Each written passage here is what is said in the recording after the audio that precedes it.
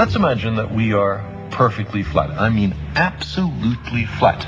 And that we live, appropriately enough, in a flatland. A land designed and named by Edwin Abbott, a Shakespearean scholar who lived in Victorian England. Everybody in flatland is, of course, exceptionally flat. We have squares, circles, triangles, and we all scurry about, and we can go into our houses and do our flat business. Now, we have width and length, but no height at all. Now, these little cutouts have some little height, but let's ignore that. Let's imagine that these are absolutely flat. That being the case, we know, us flatlanders, about left-right, and we know about forward-back, but we have never heard of up-down. Let us imagine that into flatland, hovering above it, comes a strange three-dimensional creature which, oddly enough, looks like an apple.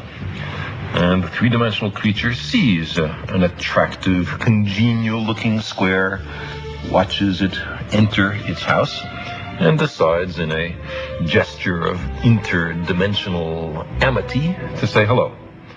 "Hello," says the three-dimensional creature. "How are you? I am a visitor from the third dimension." Well, the poor square looks around his closed house, sees no one there, and what's more, has witnessed a greeting coming from his insides, a voice from within.